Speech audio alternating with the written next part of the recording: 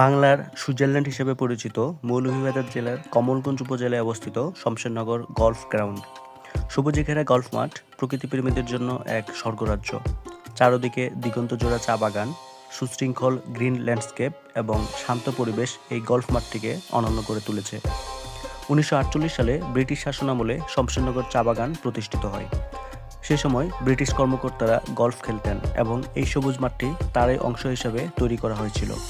প্রায় ১৭৮ বছরের ইতিহাস বহন করছে এই মাঠ।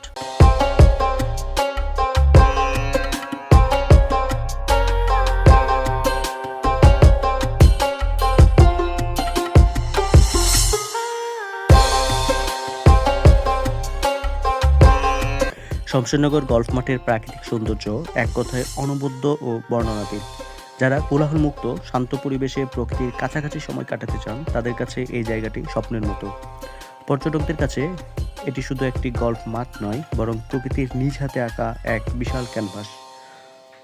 শমশেরনগর গলফ মাঠে এলে দেখতে পাবেন দিগন্ত বিস্তৃত সবুজের গালিচা, উঁচু নিচু টিলা ও চা বাগানের মেলবন্ধন, ছায়া সুনিবিড় প্রাচীন গাছপালা, মুক্ত আকাশ ও দিগন্তের মিতালি সমাবেশ, কুয়াশা ও বৃষ্টির মায়াবী রূপ এতটাই স্নিগ্ধ এবং নয়নাভিরাম যে দর্শনার্থীরা এর প্রেমে পড়তে বাধ্য হন।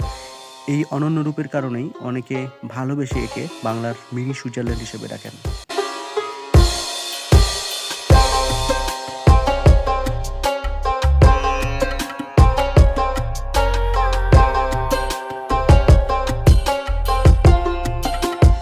সাম্প্রতিক খবর অনুযায়ী শমশেরনগর গলফ মাঠের সৌন্দর্যমণ্ডিত মাঠটির কিছু অংশ খোঁড়াখুঁড়ি বা নষ্ট করার অভিযোগ পাওয়া গেছে। স্থানীয়দের তথ্যমতে গত ২৮শে জানুয়ারি সকাল থেকে গলফ মাঠে খনন কাজ শুরু করে শমশেরনগর চা বাগান কর্তৃপক্ষ। ১৫০ বছরের পুরনো ঐতিহ্যবাহী এই মাঠে চা ও রাবার চাষের জন্য মাটি খোঁড়া শুরু হলে স্থানীয়রা প্রতিবাদ জানিয়ে মিছিল করেন। পরে জেলা প্রশাসক খোঁড়ার কাজ স্থগিত রাখার নির্দেশ দিয়েছেন।